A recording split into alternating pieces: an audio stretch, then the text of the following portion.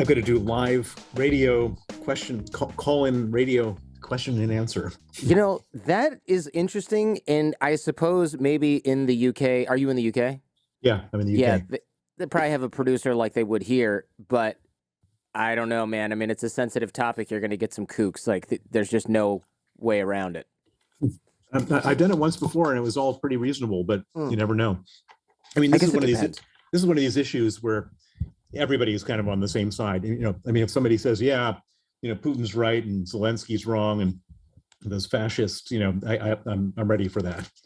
You know, that's interesting that you bring that up. In fact, we could start there and then come full circle towards the end, because I do upload videos of shows and interviews like this, and I uploaded something with Peter Zion, or maybe it was the former Secretary of Defense. I can't remember which video it was.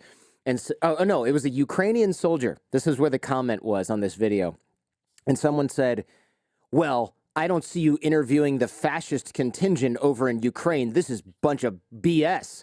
And I was just thinking, even if we assume that the worst possible version of what the Kremlin says is partially true or 80% true, and that, like, this, let's assume for the sake of this hypothetical that a huge number of Ukrainians are Nazi sympathizing fascists, which is ridiculous, and there's no evidence for this, it still doesn't really justify the invasion and the current behavior that we're seeing. I'm curious what you think. You know, how do you handle that when someone says, "Oh, well, Putin's right and everybody else is just brainwashed"? Well, I mean, you just have to look at the videos. I mean, what are the? I mean, you know, there's like 50,000 dead in Mariupol, civilians, killed by Russian rockets. There is no argument. It's just plain. It's 100%.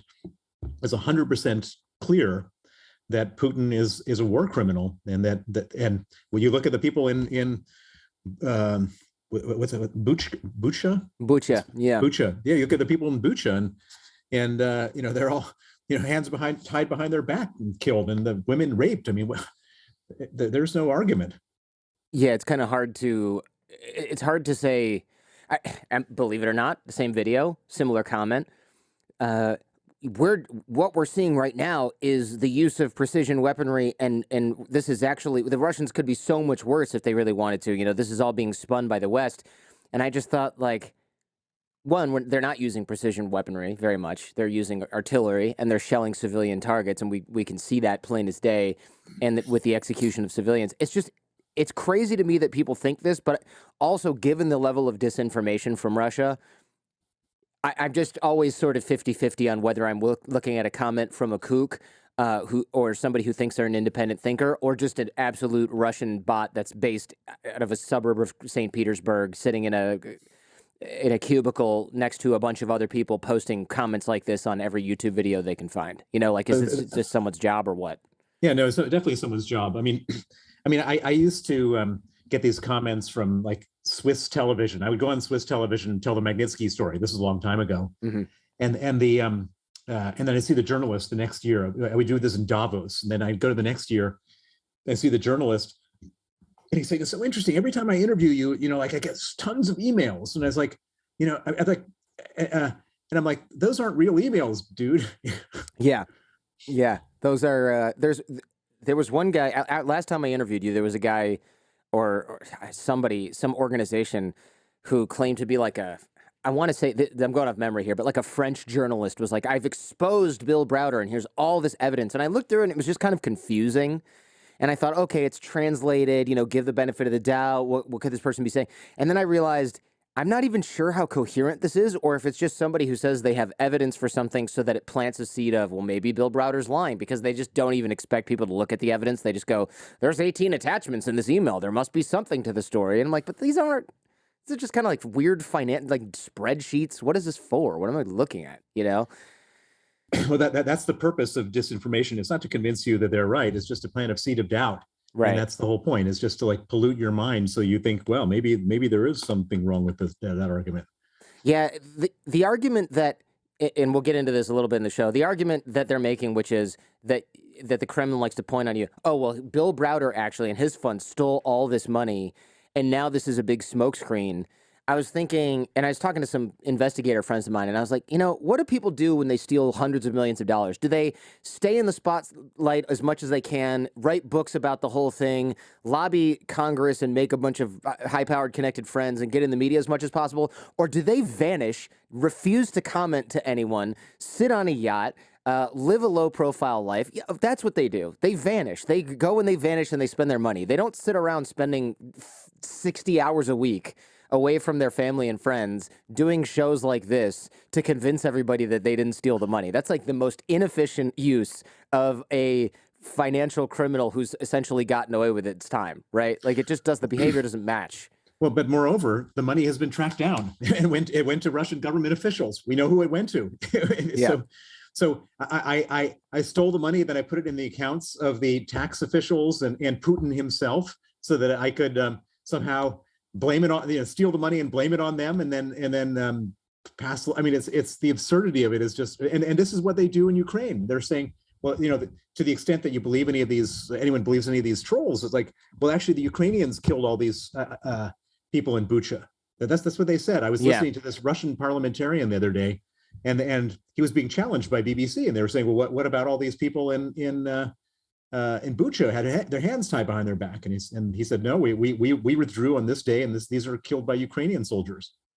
It's just like, yeah, so to make a big media incident to gain sympathy, et cetera, and it's like, wow, that's a pretty heavy lift to assume, or to assert that Ukraine did this because they just didn't have enough sympathy for their war effort. It's like, man, probably we wouldn't have seen what we saw on satellite photos. And it's like, oh, and the West is colluding, which is why we see evidence on satellite photos of the Russians actually doing it. And then they say those were private companies. Those were private companies. They always stress those were private companies that provide those satellite photos. Right.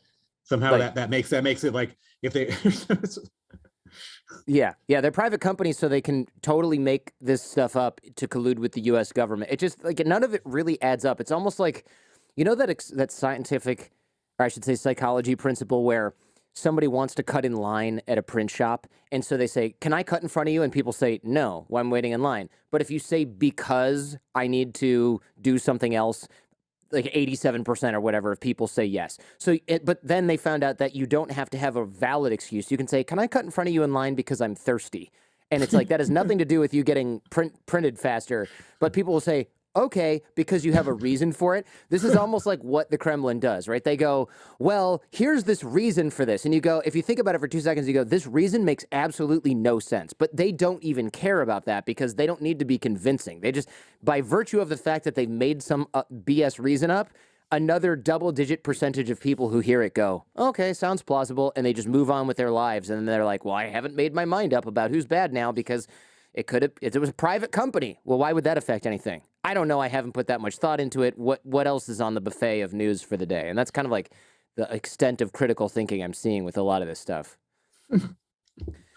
All right. Now, the book starts with you, the newest book starts with you getting arrested in Spain. Tell me what happened there, because this is, one, a hell of a way to start a book, and two, a terrible way to start what probably would have been a decent vacation or at least business trip. Well, it wasn't a vacation. I was actually invited to Madrid by the chief anti-corruption prosecutor of Spain. We had found money connected to the murder of my lawyer, Sergei Magnitsky, that had gone into buying luxury real estate on the Spanish coast. Mm-hmm. And I had written a criminal complaint to the prosecutor. He invited me to give him a formal testimony about the evidence. And so I showed up in Madrid. I go to my hotel. I sleep there overnight. I wake up the next morning. I'm about to go to the prosecutor. I open my door, and there are 2 Spanish police officers, uniformed, standing outside my door. They ask me for my ID. I show it to them, and they say, you're under arrest. I say, what for? Interpol, Russia. So basically, I've been arrested by the Spanish police, one branch of the Spanish police, on the instructions of people in Russia who were being investigated by another branch of the Spanish police for money laundering. So thankfully, I tweeted out that I was being arrested. They throw me in the police car. By the time we get to the police station, 50 journalists have called up the Interpol, 50 more have called up the Spanish Interior Ministry, and everybody realized what a complete, unbelievable mess they had gotten themselves into, and a few hours later I was released. But my God, I mean, it's you're right. It's a terrible way to start anything, and that's been the story of my life for the last 12 years. You're so fortunate that you thought to tweet this out. It makes me want to get more Twitter followers. I barely use that platform. I answer DMs from show fans and stuff like that. But by the way, I'm at Jordan Harbinger on Twitter for everyone listening. I post somewhat funny memes and other nonsense and the occasional report of my unjust arrest and detention overseas. But so you tweet this out, and everybody who sees it is like, wait, you got arrested by Interpol. So they're interested in what they probably also have figured out what's happening if they're a journalist that covers this. And then thankfully, the Spanish police / Interpol is inundated with enough calls that they take another look at the arrest warrant and realize that it's just Russia trying to abuse Interpol's red notice system. Well, in fact, this was like the 6th time I had been put on Interpol's red notice list since Russia started trying to chase me. So after the Magnitsky Act was passed, this is legislation that freezes assets of Russian human rights violators and kleptocrats. Putin has gone after me in every way possible, and he's been chasing me all over the world with these Interpol arrest warrants. And so this is like the 6th one. And it also raises some pretty disturbing questions about Interpol. This is supposed to be the international police organization. They're supposed to be chasing fugitives. They're not supposed to be chasing people who are reporting crimes of Russian government officials on behalf of the Russian government, trying to shut them up, get them back to Russia, and kill them. Interpol has effectively become weaponized by the Russian government / Russian mafia to go after their enemies. Yeah, this is terrifying because I can imagine a country like Iran or China saying, oh, we have a political dissident that's speaking out on social media. Let's get him arrested on his way from Mexico to the United States. This is exactly what happens over and over and over again. And those two countries, plus a whole bunch of other really bad ones, Saudi Arabia, Venezuela, you mentioned Iran, and China in particular. So you've got all these people, Uyghurs, Muslims from Xinjiang in China, and the Chinese have decided to pull a Hitler on these people, and they're now trying to basically exterminate the entire population, not just the population in China. They put them all in concentration camps, but anyone who escapes, they chase them down in Dubai and in all sorts of places, and with Interpol.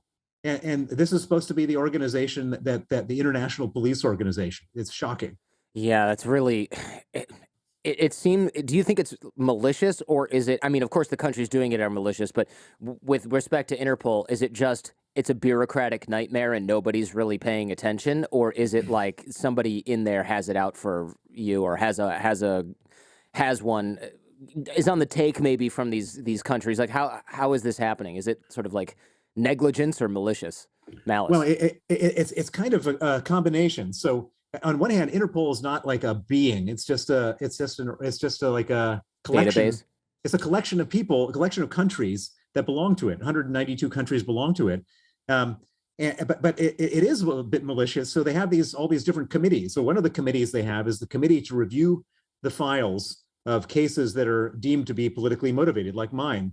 And like one of the 7 people who used to sit on that committee was the guy from the Russian Interior Ministry who issued these politically motivated red notices. I mean, it's like Saudi Arabia sitting on the UN Human Rights Council. I mean, it's all these. Yeah, I was just going to use that exact same example. It's Saudi Arabia sitting on the UNHCR and being like, yes, we believe in human rights, except for that guy that we chopped into little pieces at the embassy. But let's not talk about that. Yep. All right. Unbelievable. So, and you'd think, well, they're going to have to select these folks better. Nope, no thanks. We're just going to, I mean, it's almost like, hey, if we want to get somebody on that committee by having them, that's their career goal, to sit on that committee so that they can push things like that, arrest warrants for people like you through Interpol, and make this international organization that's supposed to catch human traffickers, turn it into something that can be used to catch people that Vladimir Putin doesn't like. That's terrifying.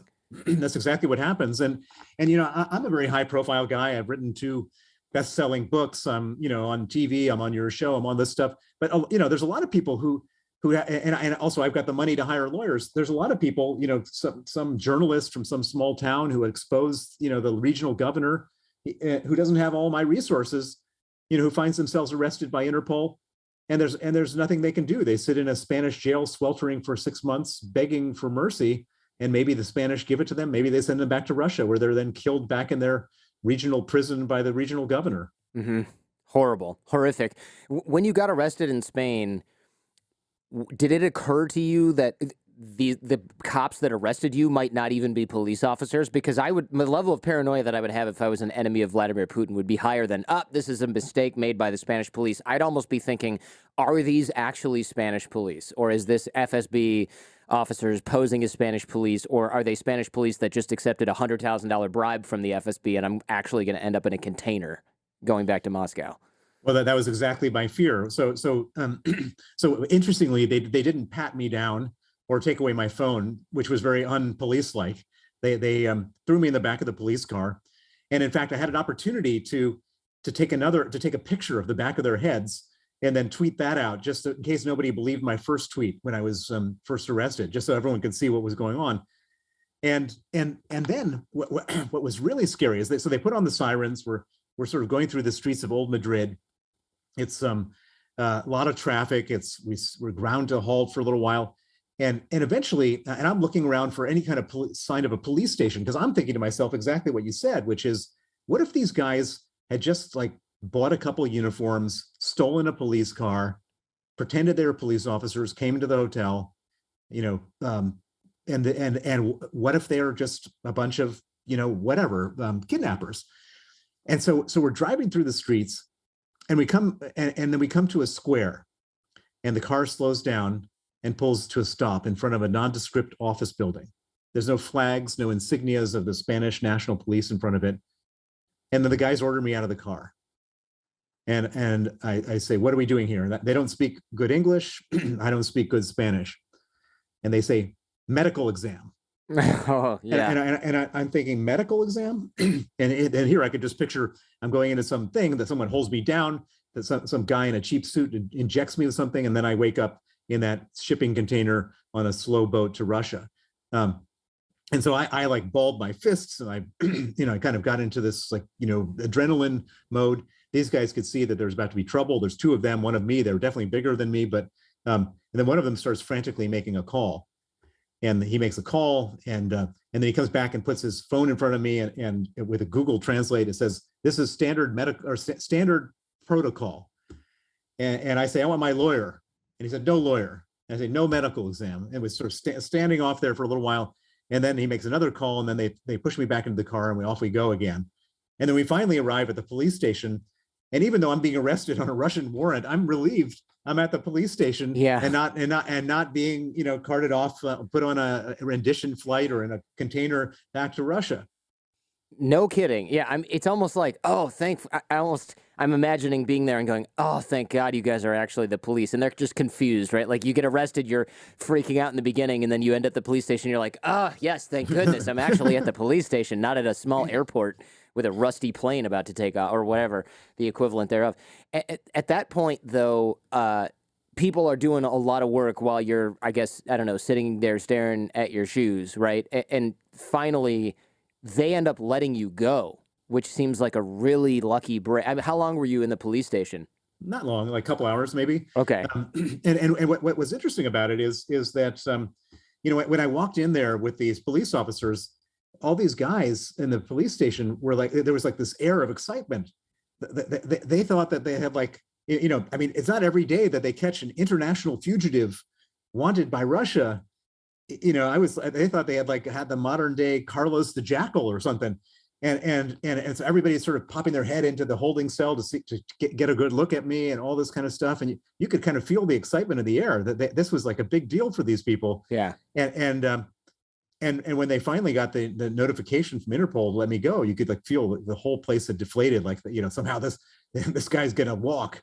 And then interestingly, the guys who had arrested me, one of them came up to me with a translator, and she said, we posted a picture of the back of his head on Twitter. Can you remove it? And I said, is it illegal for me to do that? And they kind of both looked down and sort of shrugged. And I said, no, I'm not going to do it. And that picture is still up on Twitter as of today. but the most interesting part is that then they said, well, we'd be happy to offer you a ride wherever you need to go. And I said, well, I don't really want to do that at this point. And yeah, okay.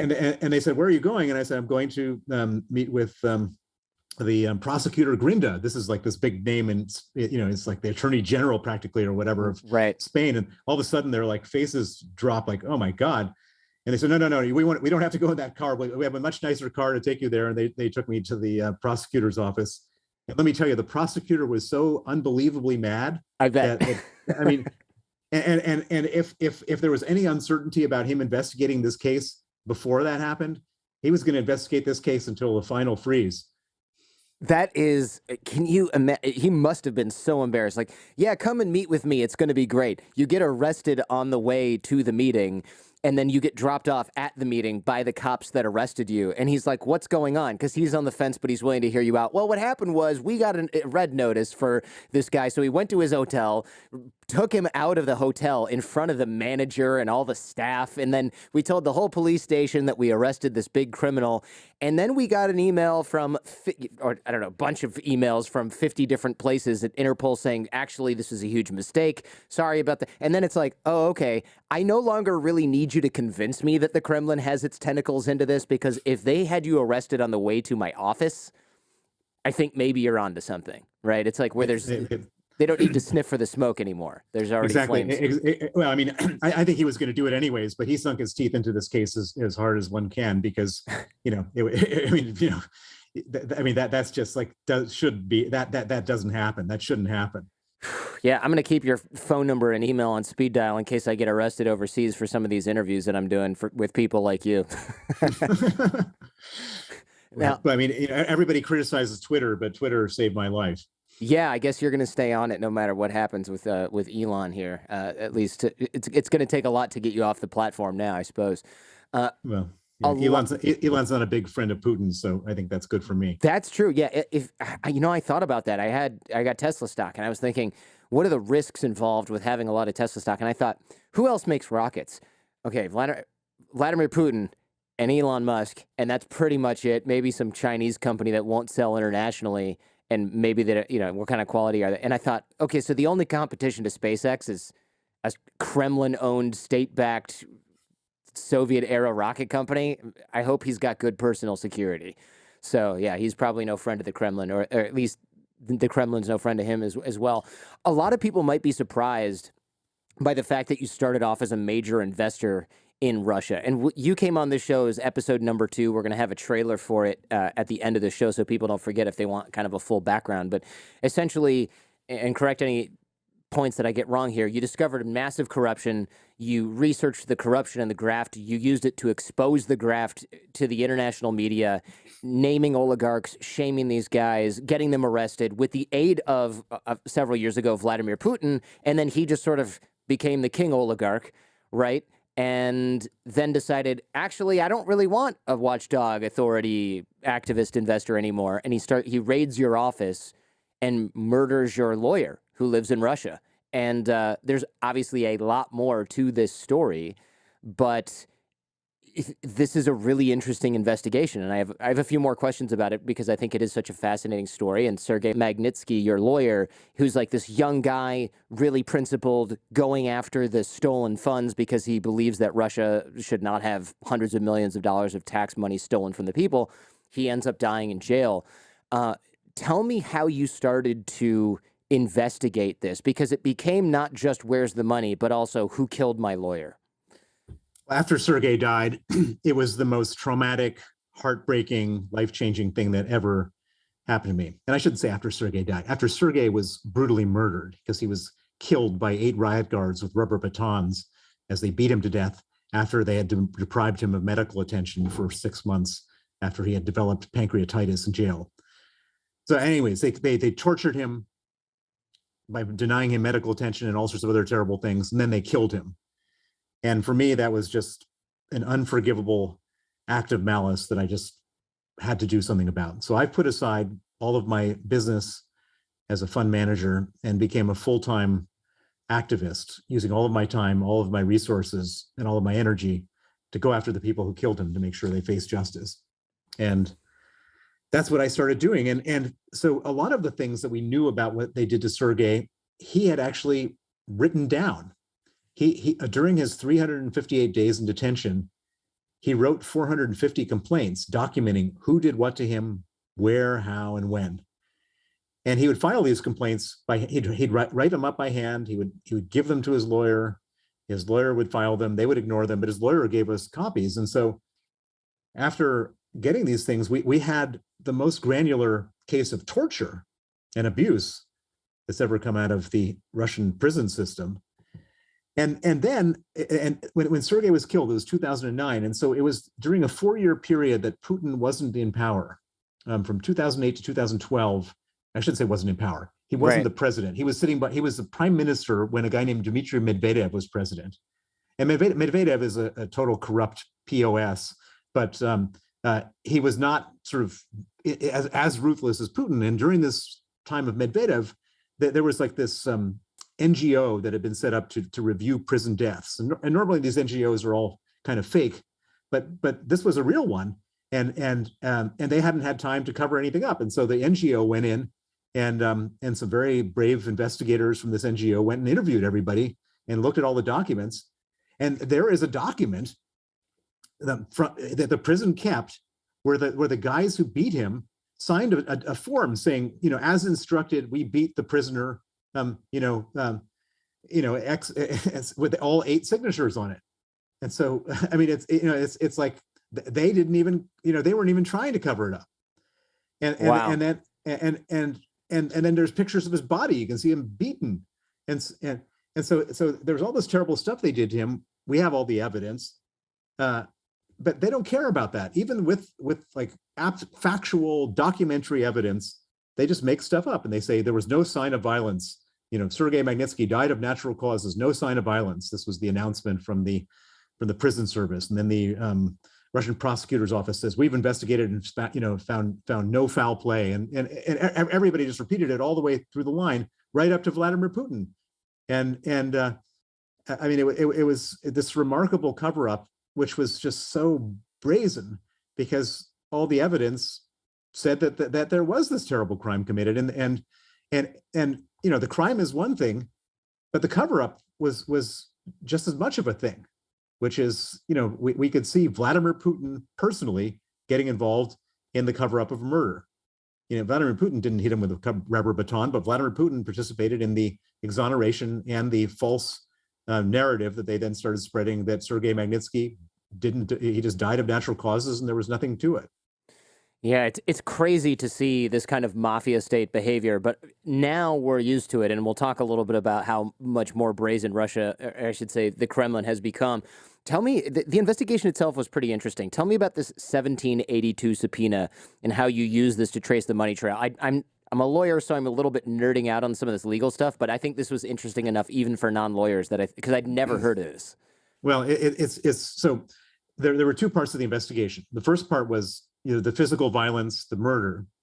And the second part of the investigation, which took place after he was killed, which was who got the money, who got the $230 million that Sergei Magnitsky had discovered, exposed, and was killed over. And we knew that none of these guys kept that money in Russia. They keep the money outside of Russia where it's safe. After they've stolen it, they want to keep it safe. And we knew that they kept it in dollars. And there's something really unbelievable about the world financial system that most people don't know, which is that anytime any bank in the world wants to send $1 to another bank in the world, and so let's just say there's 2 Russian banks. One wants to send a dollar from one Russian bank to a second Russian bank. They don't send it directly to the bank. They've got to send it to, let's say, an Austrian bank that has a correspondent account with then JP Morgan in New York that then sends it back to another Austrian bank with it. And so for a split second, the money between those 2 Russian banks goes through JP Morgan in New York or Wells Fargo, or there's one of 7, they call them money center banks. And what's interesting is all those banks are in New York. And if you want to get information on money flowing from one Russian bank to another, as long as it's in dollars, you can go to the court in New York and you can file something called the 1782 subpoena. And the 1782 subpoena says, we want JP Morgan to hand over all dollar transfers between, this bank and that bank. And guess what? JP Morgan doesn't care, or Citibank, or whoever it is you're subpoenaing, that, if they're being asked by a court to hand over, they hand it over. And we did that. And we got all these dollar transfers between all these Russian banks, and we can start using that, and we have this amazing database, and we can start using that database to start tracking down who got the money. Yeah, it's basically this database, this money tracing database that you created, I think, is really interesting, because I'm imagining that it just shows a pretty clear, this genius guy who traces money laundering, I guess, that you'd hired. It really is impressive, because you can see the money, and I'm visualizing it, of course, because I read about it in an audiobook, but like you can see the money go from, it's Alpha Bank or whatever, into these other accounts, and because everything is sort of pinging this bank in New York. It's almost like blockchain, where it's like, well, we just have to have a record in New York. That's it. No big deal. We're not going to step into the transaction. We're not going to do anything with the transaction. It's just a little line in a spreadsheet, but those things add up to just a map of where the dollars are. It's incredible. It's incredible, but it's also worth pointing out that you have to be highly motivated to figure it out, because it's so complicated that you have to be able, it's like a huge puzzle that you have to spend a lot of time to recreate. The guys who put it together, didn't expect that anyone would have the time, the energy, or the resources to put it all together. But the other thing that's really important to know is that when someone launders money, there's no such thing really of money laundering, because all dollar transfers leave an indelible trail. The only real way of laundering money is to do it in cash. But you can't take out more or deposit more than $10,000 in cash without, filing all sorts of things with, the regulatory authorities. And so all money gets transferred. And so what money launderers think is that if they just make it complicated enough, that nobody's ever going to figure it out. But they never anticipated that Bill Browder and my colleague Vadim Kleiner and a bunch of other guys who were heartbroken about the murder of our friend and lawyer were going to spend our lives recreating the trail so that we could then take that information and get them prosecuted. Yeah, it's really incredible. I mean, they're not. We're making it almost sound like these guys are sort of geniuses with their dollar transfers. The bulk of these guys that are doing this are kind of, they're not really trying that hard to obfuscate what they're doing, right? They're public servants on a $15,000 a year or less salary, flexing on Instagram and VKontakte, which is like the Russian Facebook, with a picture of a yacht and a villa. And it's like, well, where'd you get the money for that? You could work your entire career and not make the down payment on this. It's total, these guys are just like knuckleheads. I mean, true knuckleheads. So up and down the chain. I mean, they're so brazen. So you've got these guys who they don't seem to care. They go on first class vacations to Paris and staying at 5-star hotels for $1,500 night rooms and wearing Armani suits on their police raids in their Porsche Cayennes on $15,000 a year salaries. Mm-hmm. And what do they think? That like nobody's going to notice?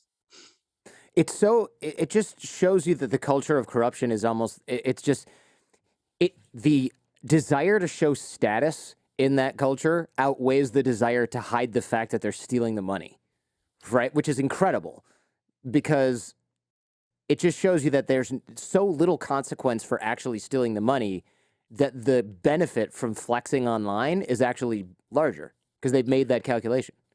There's no question. And by the way, so, we've just been talking about these sort of knucklehead cops, but, you go up to like the minister of something in Russia who's sitting on a $500 million super yacht. Yeah. And I think it's actually an important part of their whole culture. It's not even, they have to show off, because that's the only way that they can sort of show who's more important than the other guy. And it's kind of like, wealth begets wealth. And anybody who doesn't do that, is assumed to be a weak loser, and then they just gobble them up. And so, they're much more worried about each other than they're worried about consequences for their actions. They're worried about like somebody saying, you're a nobody. I want all your territory. I want to steal from the people you're stealing from. You shouldn't be doing that anymore. And so they've got to be like doing all this super yacht, Porsche Cayenne, Armani suit stuff. It reminds me of some of the like old school Middle Eastern culture where they try and outgift each other because the more you're able to sort of waste, the more you look like you can afford to waste it, right? So they're like, oh, I'm going to invite you over for a meal, and there's like enough food for 150 people, and they send you back with your annual salary worth of gifts on Camelback or whatever. And you're like, why do that? And the whole point, and it's like their enemy or somebody they don't like. And the whole point is to be like, I'm so rich and powerful that I can waste all of this on you without blinking, without batting an eye. And Yeah, that's I mean, kind of the idea. it's some version of that. And by the way, everyone always asks me when you take it right up to the top, why does Putin need all this money? They're saying, why does he need $200 billion? And my answer is always that you can't be the most powerful person in the country unless you're also the richest person and the most brutal person and the most everythingist person, because that's just how it works. And so it's just one of these sort of, you've got to just be showing everything off at all times about everything, and it's not just that, like there's not a person in the world that Putin has ever met with on time. He leaves the US president, sitting for an hour and a half just to show him that like his time is more important than the other guy. Mm-hmm.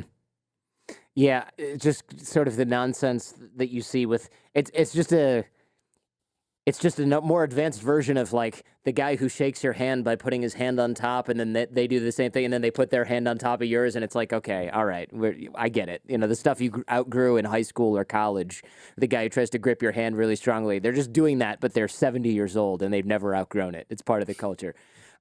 Hey, if you like what you're hearing and seeing, check out the Jordan Harbinger Show podcast feed. There's a lot more just like this. You can find the Jordan Harbinger Show in Apple Podcasts, Spotify, or wherever you get your podcasts. Now, back to the show. It's interesting that you mentioned that Putin has to be the everythingist guy, right? Because when I think about what he's doing now in Ukraine, my initial thought was, oh, now he's thinking about his place in the history books, but I sort of scratched that idea now, because what is a guy who's going to be remembered for stealing everything from his people, murdering his opponents, clamping down on free media and ideas? He's not really going to be I don't know. I'm on the fence. Like, is he trying to be remembered for something more than just being a horrible, Stalin 2.0? Or is this whole thing having nothing to do with legacy, because a guy like that doesn't care about legacy. He just cares about like not getting murdered. You hit the nail on the head, and I'm so glad you said that. I mean, there's so many people that are all these specialists saying he's trying to create this grand imperial Russia, or there's something about NATO that's caused him to do all this. No, the reason he's doing this is because he's a scared little man. Vladimir Putin is tiny, by the way. He's just sometimes he actually wears platform shoes, and he still looks tiny. I mean, he's a tiny little man who's like been picked on and beaten up as a child and just brutalized in all sorts of terrible ways. And he's got unbelievable psychological problems. And he thinks everybody's out to get him. And after a period of time, everyone is out to get him because he's stolen all the money and done all this stuff. And so every once in a while, when he starts getting really scared, he starts a war.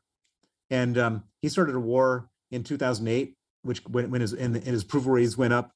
Yeah, he started a war in 2014 with taking Crimea. His approval ratings go up, and he starts this war and his approval ratings go up. This is all about a scared little man, a greedy, scared little man who's stolen a lot of money, who's desperately afraid that his people at one point were just going to snap.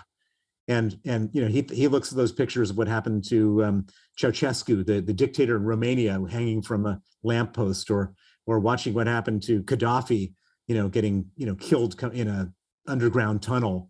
And he thinks, I don't want that to happen to me. And the best way to make sure it doesn't happen to me is to create a war. That's what straight out of Dictator's Playbook 101. Start a war, get everyone to rally around the flag, do a whole bunch of propaganda. And by the way, let's get rid of all other media so nobody knows what's really going on. And that's what this war is about. And it has nothing to do with legacy, has nothing to do with grand vision. This has to do with a scared little greedy man who doesn't want to get overthrown. Yeah, I understand his perspective. Not that I'm not approving of it at all. But of course, if I'm looking at Ceausescu or Gaddafi, I mean, I think Gaddafi was executed. It might be a little crude here, but I think someone literally like shoved a pistol up his keister and shot him in a drainage ditch. I mean, it was pretty undignified, and I think it was probably a little bit slower than you'd want to go out as well. Saddam Hussein was lucky to get hanged after being captured by the United States and allies, I think. And that was also a pretty bad way to go too, right? They found that guy in a hole. So it makes sense what he's doing, but it also seems like Russia constantly overplays their hand. During the Magnitsky case, they did the same thing, right? They're sending crime bosses to meet with government officials in public, and you found like a camera crew in the lobby of a hotel to go and film it, right? They're lobbying officials to remove discussion of the Magnitsky Act and sanctions to get it off the docket of the U.S. Congress. And it just seems like Russia constantly overplays their hand, just like with the Ukraine war. But on the other hand, they get away with it a lot, right? They poison people in the UK. They poison former FSB agents or dissidents, and they poison Alexei Navalny and throw him in prison. And it's just, what do you think about this? Because they do seem to get away with a lot, but they also really seem to miscalculate. And is that just the pitfalls of being a dictator who's surrounded by people who are afraid to tell him, hey, this is a bad idea, man. You're going to get caught. No question. So it's like, they've got the people who end up working for Putin are like C students from D universities that have like no motivation. They're only motivated by money. And so, I mean, every operation that they execute on is just a failure. I mean, my whole story, if you read my book, it's just like one unbelievable sort of mess up after another when they're trying to get me and trying to get my colleagues and trying to do all these things that they're doing. They can't get it right once. But now, and by the way, they're because they have an unlimited amount of money, nobody gets into trouble for this. They just say, okay, all we have to do, we can do 100 operations. All we have to do is have one of them be successful, and we're happy. And we don't care how much money has been wasted. There's no like government accounting office that's going to look into seeing, well, how many of these surveillance operations or influence operations succeeded and how many didn't. They just try everything and see what happens, and nobody cares. And they've been doing that for a long time. And every once in a while they succeed and do something really horrific. And as you said, nothing happens to them, or nothing has happened to them. For 22 years, nothing happened. Putin poisoned Alexander Litvinenko with polonium-210 in London. What did the British authorities do? Nothing. They poisoned Sergei Skripal with Novichok. It was a chemical weapons attack. They had to close down an entire town in the UK. What happened after that? All sorts of British people went to the World Cup 6 months later. Yeah, nothing happened, and on and on and on. They shoot down passenger planes, invade Georgia, do all this kind of stuff. Nothing happens, and so Putin was very much of the opinion that he could go into Ukraine on a full-scale invasion, and we're also scared, timid, appeasing, and greedy, not wanting to upset the flow of Russian money. That we're just going to, protest, say we condemn this thing, sanction a few soldiers, and go back to business. And that's what gave him the confidence to do this. And this is the first time that something is happening. I mean, there are real, dire consequences for Putin and for Russia as a result of finally waking up to his evil. But boy, oh boy, if we had just done this, if we had just woken up earlier, we could have avoided such unbelievable tragedy that we're watching on our television screens every day. I was just going to ask you, I have it here for the end of the show, but it's got to be a little irritating, I guess I'm trying to find the right word. You got to be a little annoyed, for lack of a better word, that you spent 10 years going after these oligarchs and all their illicit and stolen funds. And very few people, or at least not enough people, cared until there was this invasion. Or does all of it just sort of make sense given the context and circumstances? Because he has done so many horrible things. Georgia, Crimea, poisoning in the UK. Let's not forget to mention he murdered your attorney, right? That's why we're talking, one of the reasons you wrote the book and that we're talking right now. And it's like, you must just be thinking, for God's sake, how many times do I have to shake you before you wake up? Well, you say annoyed. I mean, furious is probably the right, furious, yeah. Beyond furious, infuriated to the degree you can't even imagine.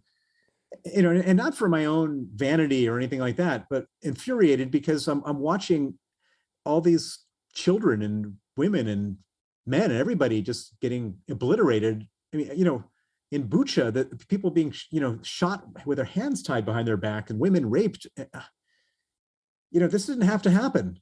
And all these, so-called leaders that were just not leading us. They were just sitting there, twiddling their thumbs and talking self-important policy talk in their own bubbles. when this guy, this, you know, mass killer was on the loose for 20 years and nobody wanted to do anything. And it breaks my heart and it infuriates me to see that what he's been allowed to get away with. And now everybody's acting, it's way too little, way too late. And God help us, we're just beginning to see the tragedy of this situation. A lot of people in Russia have also been killed for opposing Putin. Navalny, Alexei Navalny, who many people have heard of, got poisoned and then went back to Russia and now ended up in prison as well. So there's a lot of people have been asking me, like, why does nobody oppose this guy? And the answer is they do. They end up dead or in prison. And those are just two examples that come to mind. When he was trying to cover up the theft and the murder of your attorney, Sergei Magnitsky, he banned adoption. And a lot of people don't really understand what that all means. Can you speak to that a little bit? The adoption thing is kind of like it's almost like a code word, right? But also it does end up killing real children in Russia. No, it's horrifying. So the Magnitsky Act, which is this legislation that I've been working on after Sergei Magnitsky was killed, passed on December 14th, 2012. And Vladimir Putin was just apoplectic. He just couldn't have imagined that anyone would disrespect him in such a way. And his immediate reaction was to ban the adoption of Russian orphans by American families. Now that sounds bad on the surface, but it's actually 100 times worse than you can imagine. The way the adoption system worked in Russia was that only the sick ones were put up for adoption. The ones with Down syndrome, spina bifida, fetal alcohol syndrome, the ones that Russian families didn't want, they would put up for adoptions. And Americans would come with open arms and open hearts and take these sick children back to America and nurse them to health and provide them with a good life. And by banning the adoption, what he did was basically sentence some of these kids to death because in orphanages, they don't have the resources to deal with these problems. And so Vladimir Putin was effectively killing his own orphans in order to protest a piece of legislation that would sanction corrupt officials in his government. And if that didn't tell you what kind of person Vladimir Putin was, I don't know what would. I mean, killing defenseless children to protect corrupt officials is the definition of evil and the definition of Vladimir Putin. So he's a big fan of you for reasons we've discussed here. You get sentenced in absentia to 9 years hard labor by Russia, which is probably like not even the worst case scenario of what might happen if you actually ended up getting caught by them anyways. You're very successful with this legislation, right? The European Union starts to take comparable legislation on board. They start freezing apartments in the old building. I used to live in JP Morgan's old bank on Wall Street. It's an apartment building now, and there's all these empty units in there. And we just assumed they were investments. And I guess we were kind of right. They were owned. Many of them were later seized by the government because they were kind of just wallets for corrupt officials that would go and buy a really expensive condo and then just say, well, it's better than having cash in a Russian bank or in a foreign denomination. And the legal case here that you go through is really something else. It's you're fighting these Russians in U.S. courts, but they are throwing so much money at this. I'm wondering, was it hard to retain counsel just because of who your opponent was? I mean, when there's hundreds of millions of dollars, potentially billions in legal fees going anywhere, you're going to have people who just don't want to work with you because the other side has so much money. Even worse than that. So get this. So in order to find the money from the Magnitsky murder that went to America, we hired the best money laundering specialist that existed on the planet. At the time, it was a guy named John Moscow. I'm not making a joke. His name was John Moscow. He was a former New York district attorney prosecutor who did all sorts of famous money laundering cases. So we hire him to find the money for us. He does a bunch of stuff to help us find the money, then disappears when the Madoff bankruptcy comes in because they make so much money on Madoff. He just let us hang out to dry because he wasn't a good guy. But, that's kind of horrible and sleazy, but not the worst thing in the world, but pretty bad. Then all of a sudden, once we get a few more leads, we find out where all the money has gone. We file a complaint with the New York District Attorney's Office. They pass it up to the U.S. Department of Justice. the Department of Justice seizes $20 million worth of real estate in Manhattan, including in that building, in the JP Morgan building you lived in. And then who shows up on the other side? But none other than John Moscow representing the other side. He switched sides in the same case.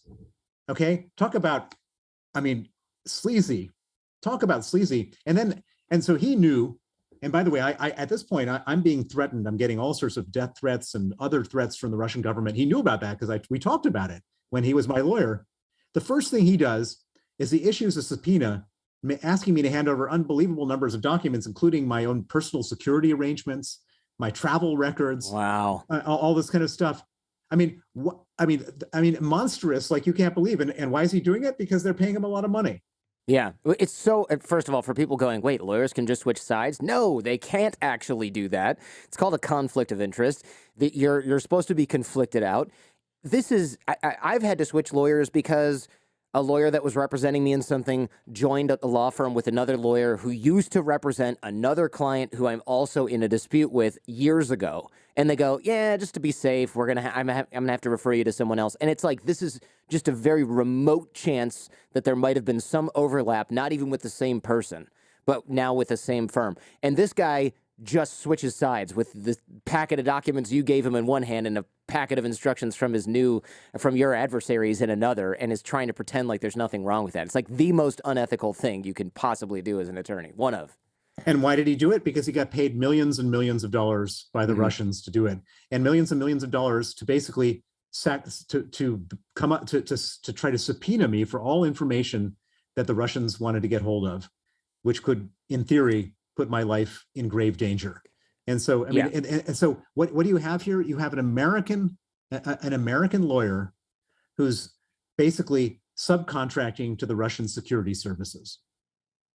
Right. Trying to figure out how to get your location so that he can go, well, I don't know, maybe they did misuse the information, but I have no, like, you could end up like you said, in a container on the way back to Russia, or just dead in the street somewhere like other opponents of Putin. And that would be because of the information that he tried to get out of you with a subpoena. And he just didn't care enough about anything other than money to think that would be a problem. I mean, the guy sounds like a sociopath. That's just my non-professional opinion. Wouldn't want to get in any trouble saying anything like that, but it certainly sounds that way. It sounds like something a sociopath would do. I mean, you talk about going to Aspen, people tailing you, chasing you, people approaching your children when they were playing outside, trying to see if you were home. They accosted you after the Daily Show. Tell me about that. That's not usually something you hear. You know, usually you go to a talk show, you go back to your hotel, order room service, and that's that. You had more excitement.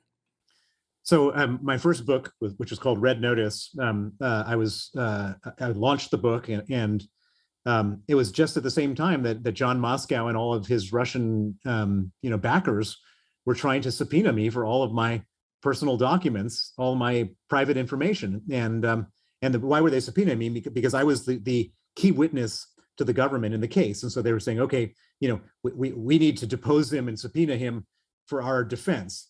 Which is like, why do you need to know my security arrangements for your defense? Why do you need like copies of my passport where I travel to for your defense? Why do you need all of my conversations with government officials for your defense? So anyways, they're chasing me all around, and my assistant was really good. I had this great assistant named Sophie, and she like would contact like the Fox News or MSNBC and say, listen, we have some security things we're concerned about. We don't want to come in the front door. We want to come in like the loading dock. And they say, yeah, no problem. We completely understand. And so for the full day, on my first day, I was going in the loading dock. The John Moscow and his colleagues would see me on TV and send someone over to Fox, and I'd already be over at MSNBC by the time they got over. Anyways, and the last show of the night was on the Daily Show, and the Daily Show. We said, don't advertise me in advance. Let me just go on the show. And they said, no, we have to, because it's just how we do stuff. And so we show up at the Daily Show, and they have a side entrance for us. And we like drive up and down the street, nobody there, jump out of the car, go into the side entrance. And the Daily Show is a pretty big deal. It's and I've never done a comedy show, so I kind of started forgetting about all the John Moscow and all his nonsense. And it's like, what do you do on a comedy show? You're supposed to like try to, I've got really serious stuff to talk about. how do you, am I supposed to be funny? No, No. So Jon Stewart was in charge of the Daily Show at the time. He comes in. I say, well, I'm a bit confused here. He said, don't worry, just tell your story as you always tell it. I'll do the comedy. You just be yourself. Anyway, so I go in a studio audience. It's like, clapping. I sit down, all the lights shining on me. I do my thing, and it went really well. He was great. He was a great. He runs a great show, and he really brought out the issues and did it in a good way, in a funny way, in a respectful way to Sergei. And I'm so relieved after the show was over. I go back into the green room. Sophie was there. Some other friends of mine were there. We're all like, beaming, and I completely forget about the whole John Moscow thing. We step out of the side door to the car, and some guy who's like 300 pounds comes running towards me, tries to and he physically pushes out of the way Sophie and the other person who's with me. And I'm getting into the car, and he's like, I'm trying to close the door of the car. He's wedging the door open. I'm not even sure who this guy is. This doesn't even seem like you could just be getting robbed at this point, right? Or not robbed, but this could be some kind of, And so I scurry out the other side of the car. I kind of make my way up this snowy day. I eventually find a taxi. I jump in the taxi and tell him to go to some hotel I'm not staying at. And it turned out that this was John Moscow's subpoena guy trying to serve me after the Daily Show. Yeah, just a processor. I'm surprised they don't have more security at the Daily Show, because they also have really big A-list celebrities there that could get accosted by somebody on the streets of New York. If it's that easy to just walk up to the car that the person's going into, it's a little bit like, really? It's a little bit surprising. Yeah, well, I mean, in fact, it was the guy gave me the all clear. It didn't look like anyone was there. He just come out from behind a car. I mean, it's, I guess anything could happen, but these guys were definitely, playing for keeps. These guys working for the Russians. Jeez, yeah, terrifying. You hire this lawyer, by the way, Michael Kim. Whatever you paid this guy, it was absolutely worth every penny, right? This guy seems like a genius. He decides, okay, we can't avoid the subpoena because the judge is sort of, we'll spare the poor judge here, but he was too old to be doing a good job, and he just couldn't even follow the case. So he lets the subpoena go through, and this lawyer, Michael Kim, says, oh, you want all that? All right, we'll give you everything you want and more. So he sends over. It's like malicious compliance. Tell me what happened here. So this was genius. So they wanted all this stuff, like all this dangerous stuff that I didn't want to hand over, but they also couched it in a list of like 45 different categories of information. And so Michael said, okay, Bill, let's just calm down. I was like really agitated. I thought, I don't want to die. They're going to get a US, what the Russian intelligence couldn't get, what they couldn't find by hacking my computers because we had such good computer security. They were going to be able to walk in the front door of a US courtroom and get an 83-year-old senile judge to demand that I hand it over, which they succeeded in doing. And so I was really just bouncing off the walls with like worry for me, my family, my colleagues, and everything. And he said, Bill, just calm down. I've got this. And he said, so let's just look at what they want. And so there's like 43 categories of documents. He says, is there anything on this list that wouldn't put you in danger? And I said, yeah, actually this one and this one and this one and this one and this one. And he said, okay, let's give them the stuff that doesn't put you in danger. And so I handed over, like the first day, 345,000 documents. On paper, I assume, right? Not on a thumb drive.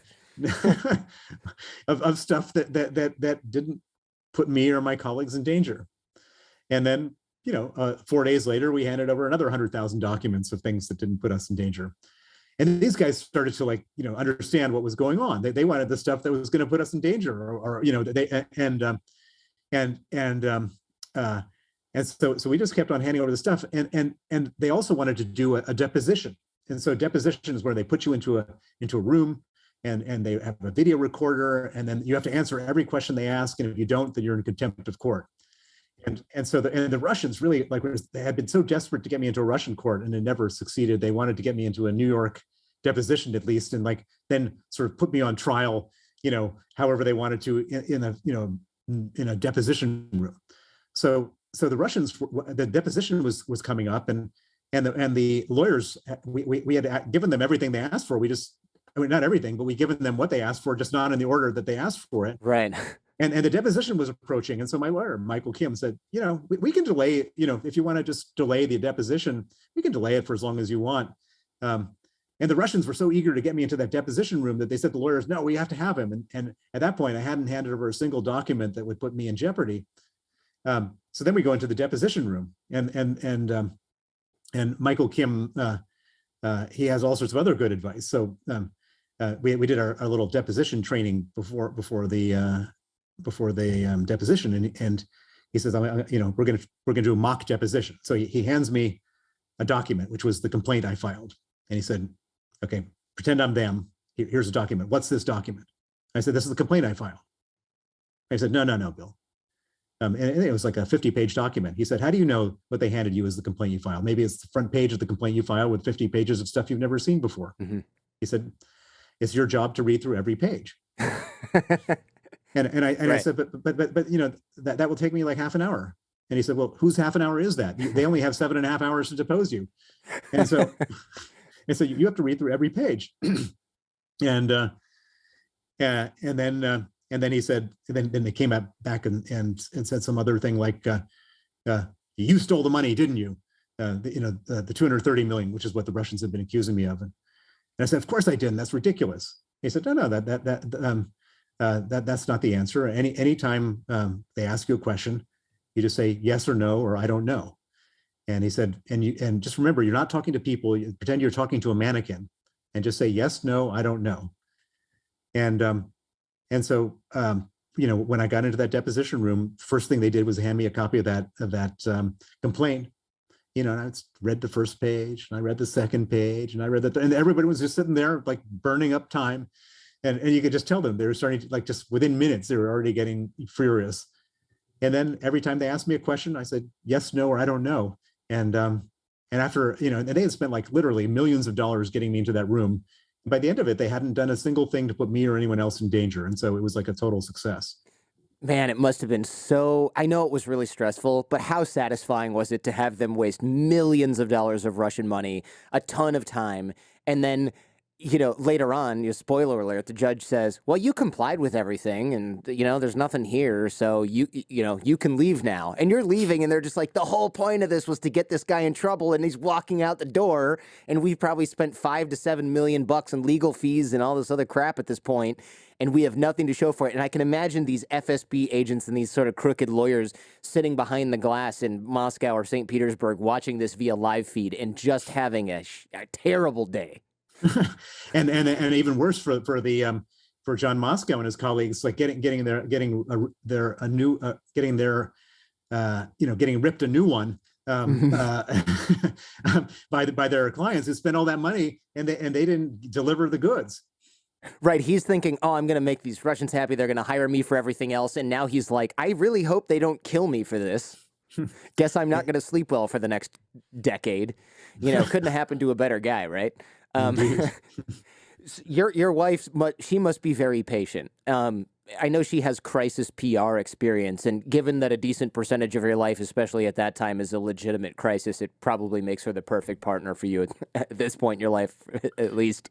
Well, I mean, so my wife was a crisis manager in Russia at a big American PR firm, and being a crisis manager in Russia, there was a lot of crises, and so we ended up getting married, and I kind of think it's similar to, it's like marrying a tropical disease specialist and then encountering the exact tropical disease that person specializes in. I mean, she was just always knew what to say, knew what to do, knew how to support me.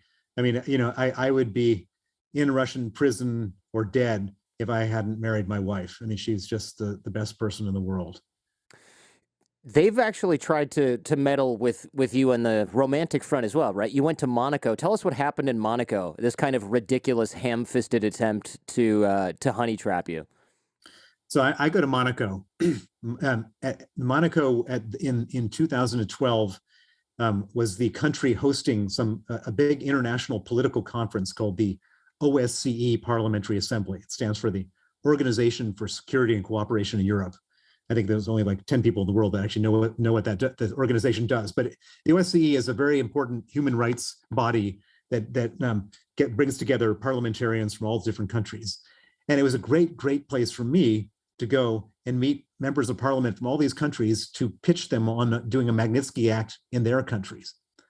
And so I've been invited to go to this OSCE Parliamentary Assembly, and I had been given a platform to show a movie where I showed a movie about how a major organized crime figure had basically merged with the Russian government and had become part of the Russian government to do all these dirty deals, like the theft of the $230 million, which led to Sergei Magnitsky being killed.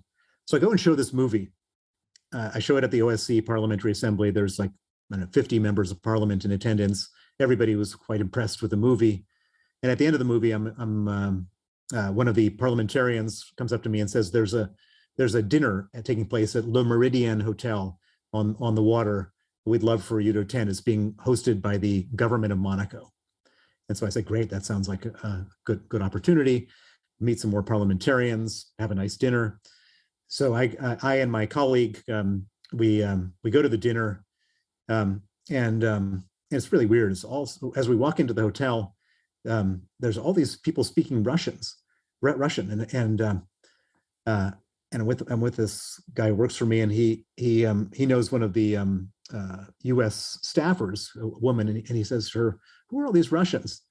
And we're out by the pool at this point, and she says, those guys over by the bar, the fat ones, those are the parliamentarians from Russia. Those women with all the jewelry over there, those are the wives. And over there are there's much younger women, and really, really attractive. Those are the mistresses, and the kids are up in the room with their iPads. And some things never change. Some things are consistent across international borders. Yeah.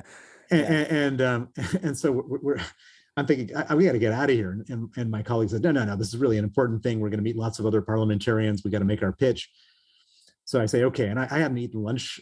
I had skipped lunch that day. And my stomach was growling. So I go off to the buffet, and the Monaco government has spared no expense. They have got the best, fish and shrimp and charcuterie and all sorts of good stuff. And I grab my, the napkin with the fork and stuff in it, and grab my plate, and I'm standing in line, and I feel something bumping into my back. So I kind of just move forward. I don't know what's bumping in, and I feel it bumping in again. And I turn around, and there's this 6-foot blonde model standing behind me, Russian. And she starts talking to me, and she says, "What are you here for?" And I say, "I'm here for, this human rights, for this conference." And I said, "What are you here for?" She said, "Well, I'm normally involved in fashion, but I find politics so interesting." Says no one ever, right?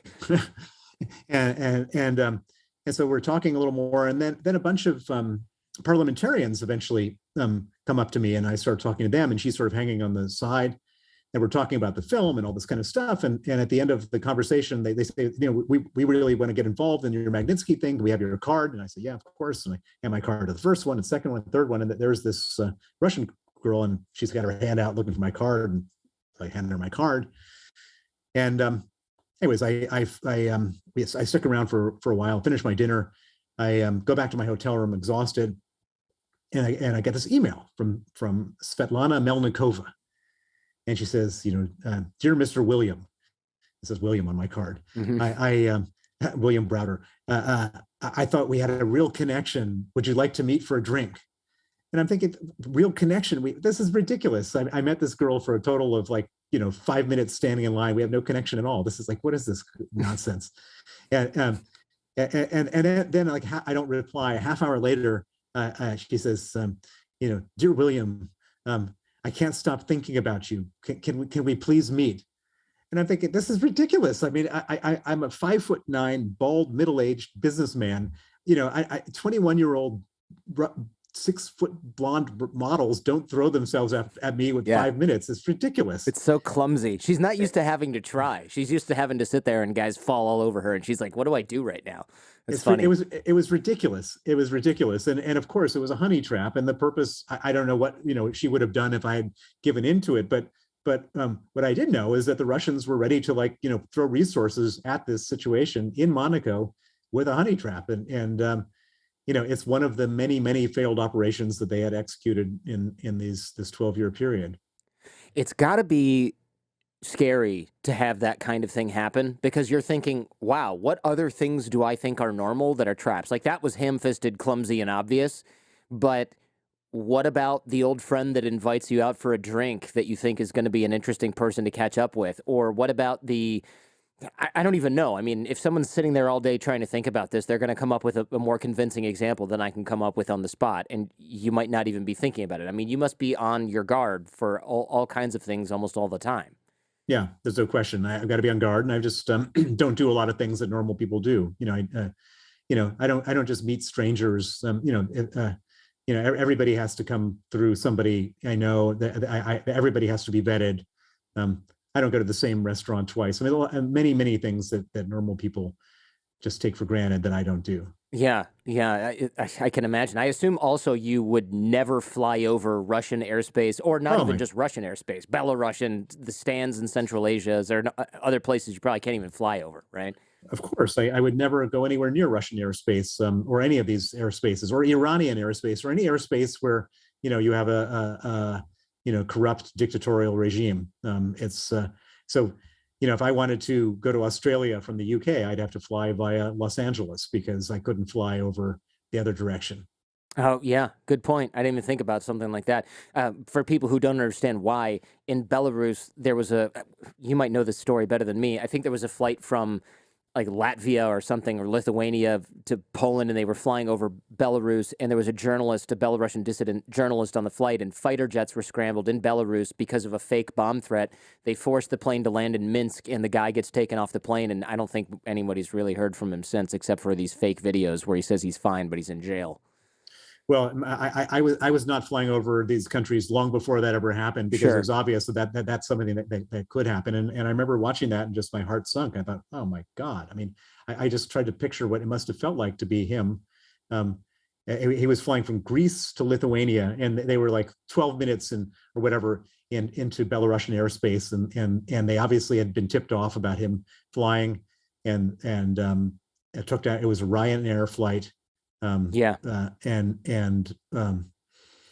he's a kid. He's 27. I mean, he was 27. Like, he's literally just a young dude who is probably, unfortunately, either going to stay in prison for years or just die in there, and we'll never see him again. And they took his girlfriend too. Right. Just shocking stuff. Yeah, dictator playbook, psychopath dictator playbook. And earlier it seemed like Vladimir Putin had one foot in the civilized world, or he like at least pretended to be civilized. And now most of that pretense is gone. Do you agree with that at all? It seemed like before he would kind of like make head fakes to be like, we're part of the international community and we care. And now it's like, you know what, screw it. Get rid of all opposition media, even the appearance of having fair media and trials. Just forget it. We don't have time for that crap anymore. They're just going all in.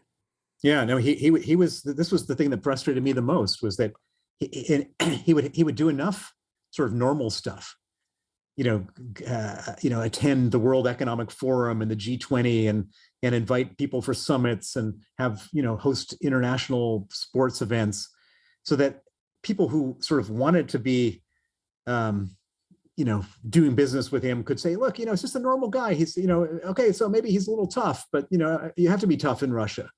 And of course, in between, the World Economic Forum and the World Cup, he's like, plotting assassinations with, banned chemical weapons. But, everybody wanted to give him a pass because they all kind of wanted to, sort of deal with him on that basis. And so he had one foot in the civilized world and one foot in the criminal world. And in one sense, I mean, it was frustrating beyond belief, but in one sense, that's probably why I'm still alive today, because, he didn't, if they'd killed me, he would have probably, they wouldn't do the World Cup there. I don't know, right. Something like that. But now he's put both feet in the criminal world, and, it's really terrifying. That makes me wonder, I was going to say the same thing, right? Maybe that's why you're still here. Do you feel like you're in more danger now than before? Because he's kind of already facing most of the consequences from sanctions that the world can put on him. Sure, there's other levers, but he has less and less to lose now than he did before. There's no question that I'm in greater danger. I mean, on one hand, so he's given the instruction to get Bill Browder as of 10 years ago. And once he's given that instruction, the apparatus acts on that instruction. Now, I can argue on one hand that he's got a lot of other enemies as bad as I am right now. But on the other hand, he's already given the instruction, and there's no, whatever restraint they had before, they're not going to exercise now. Right, like before, maybe they wouldn't do something horrible. I apologize for bringing up these kinds of examples, but before, maybe they wouldn't just like try and run you over in your driveway. But now it's like, well, screw it. What do we have to lose? And it's not like he cares about the person doing it in the UK going to prison. He doesn't care about his own troops. He's sending tens of thousands of them to get slaughtered over in Ukraine anyway. So what's one more, right? In getting arrested and spending life in prison in the United Kingdom, especially if they're just going to deny it and make it, say, we don't know that guy. I think a lot of people are wondering, why are we sanctioning oligarchs if they don't have any real influence over Vladimir Putin? A lot of people think, oh, these guys, they put him there, but it's actually the other way around with the oligarchs, right? They sort of serve at the pleasure of the king, so to speak, in exchange for having no political ambitions. Why are we going after these guys if they can't actually do anything? Well, it's real simple, because the oligarchs are the custodians of Putin's fortune. If you want to go after Putin, we put sanctions on him shortly after he declared war, but he doesn't have any money in his own name. He has money held by these guys. And so if you want to freeze his money, you freeze their money. And we basically have to make it so he doesn't have access to any money, so that, we degrade his financial ability to execute this war. That's why you go after the oligarchs. They're never going to rise up. They're so scared of Vladimir Putin. They behave like, they're practically pissing in their pants when they're in his presence. They're so scared. Yeah, I think a lot of people don't realize that early in the game, Vladimir Putin put one of the richest men in Russia behind bars for like a decade, Vladimir Khodorkovsky, right? So that was the idea behind that was, hey, look what I can do to the number one guy, and you're the number 15 guy. What do you think you're going to do? How do you think you're going to fare at the end of this? So what you get to do now is run an aluminum company and give me whatever I want, whenever I want it, and hold the assets in your name or in your company so that I don't look like I have money. And if you don't want to do it, then you're going to die of radiation poisoning, and somebody else is going to take the company. Exactly. That's the deal. That is the Russian system, and that's why no oligarch is ever going to rise up and say anything to Putin. They're too scared. I know you have to run, but one final question here. Has this war in Ukraine, I apologize for phrasing it this way, opened more doors for you in terms of getting the Magnitsky Act passed, getting legislation and sanction of Russian officials? Has this sort of woken up the world? Because it seems like anyone sitting on the fence or burying their head in the sand has now been roused from their ignorant slumber, willful or otherwise. Yeah, the doors are swinging wide open, both in terms of new Magnitsky Acts and in terms of implementing the Magnitsky Acts in the 34 countries that we have them, so that the governments actually start sanctioning people properly. I mean, I was just in Washington recently, and it used to be that I'd have to beg for meetings with, senators and members of Congress. And then when I get into the meetings, I would have to beg them to take some action to call on the government to do something. And then I'd have to call up their staff member 10 times. And then we'd get something done, but it was only now all of a sudden they're asking me for the meetings. What can we do? How can we push this further? What can we do? It's a whole different environment. And thank God I'd been patient enough so that I'm here to be able to continue to work on this thing with these people now that there's a red carpet out to do it with. Yeah, I think the world is lucky that you didn't give up when they tried to kill you, kidnap you, get you arrested the first, dozen times. Yeah. Well, I mean, and the reason I didn't give up was because of Sergei Magnitsky. He was 37 years old. He was in much more dangerous circumstances than I've been in. He stood up to them, and he died for doing that. And I owe it to him and his legacy to make sure that I don't, that fear doesn't take over me. Bill Browder, thank you very much. Really appreciate your time and your expertise and your work on this very important cause that is now just finally starting to come to light in a big way. Thank you. Thanks for checking out this entire episode of The Jordan Harbinger Show. If you're interested in exploring this topic further, check out the Jordan Harbinger Show podcast feed. We dive even deeper on this and many other topics. In the audio podcast, I also close open loops, cover things discussed off air, and give some parting lessons from our guest. You can find The Jordan Harbinger Show in Apple Podcasts, Spotify, any podcast app, or at jordanharbinger.com. And also, if you found this episode useful, please share it with those you care about. Last but not least, like, comment, subscribe.